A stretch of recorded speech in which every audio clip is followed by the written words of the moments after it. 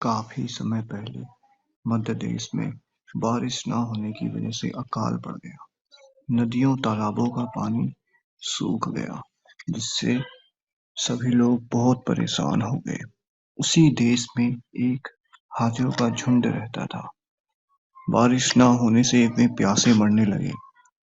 जब स्थिति ज्यादा बिगड़ गई तो हाथियों ने अपने मुखिया से कहा, सरदार, अब स्थिति बहुत भयंकर हो गई है। हमारे बच्चे बिना पानी के तड़प तड़प कर मरने लगे हैं। हम लोगों की भी ऐसी ही दशा हो रही है। कृपया पानी का कोई उपाय बताएं। इस पर हाथियों का सरदार बोला, तुम्हारी बात तो ठीक है। पानी के लिए हम भी काफी प्रयास कर रहे हैं, लेकिन कोई लाभ नहीं हुआ, क्योंकि भीषण गर्मी पड़ रही है, जिससे सभी जगह पानी सूख गए हैं। ऐसे में सिर्फ एक ही उपाय है कि हम इस स्थान को छोड़कर दूसरी जगह चले जाएं। जब वर्षा होगी तब हम यहाँ पर वापस आ जाएंगे।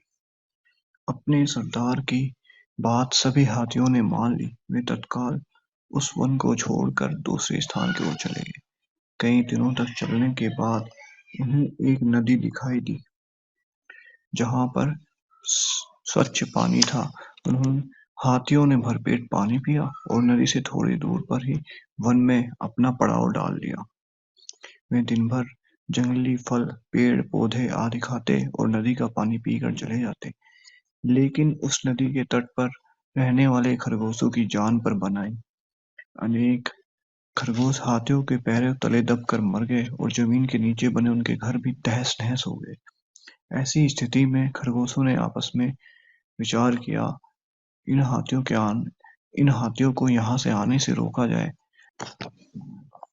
लेकिन कोई भी खरगोश ऐसा उपाय नहीं बता सका जिस पर विचार किया जा सके। तभी विजय नामक एक बूढ़ा खरगोश बोला, भाइयों, हम लोग अत्यंत शक्तिहीन हैं, कमजोर हैं, जबकि हाथी बहुत शक्तिशाली है। ऐसे स्थिति में हम उनसे युद्ध भी नहीं कर सकते, फिर क्या करें? एक नौजवान खरगोश बोला, क्या हाथ पर हाथ रखकर अपनी जान और मकान को बर्बाद होने दें?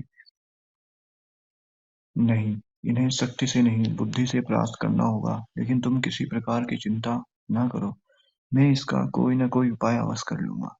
यह कहकर वह खरगोश विजय वहां से चल पड़ा। रास्ते भर उसका दिमाग यही सोचता रहा कि हाथियों को वहां से भगाने के लिए क्या उपाय करें। तभी चलते चलते उसे एक उपाय सूझा। फिर क्या था, वह तत्काल हाथियों के झुंड की ओर चल दिया। शीघ्र ही वह उनके स्थान पर पहुंच गया और एक ऊंचे टीले पर चढ़ गया, जिसके नीचे हाथियों का दल बैठा।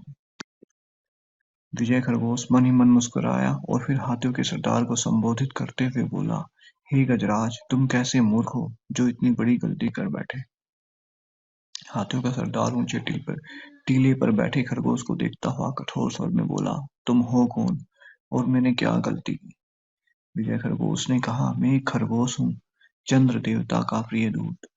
उन्होंने ही मुझे तुम्हारे पास भेजा है। चंद्र देवता का नाम सुनकर हाथियों का सरदार नम्र पड़ गया। वह शांत स्वर में बोला, अच्छा, तुम चंद्र देवता के दूत हो। उन्होंने किस लिए तुम्हें मेरे पास भेजा है?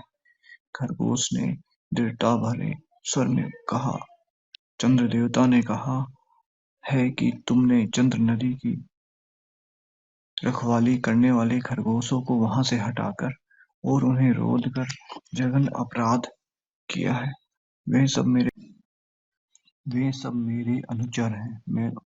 मैंने सदैव उनकी रक्षा की है। यही नहीं, उन्होंने यह भी कहा कि तुम लोगों ने उस चंद्र नदी का पानी पीकर और उसमें नहाकर उसके जल को अपवित्र कर दिया है।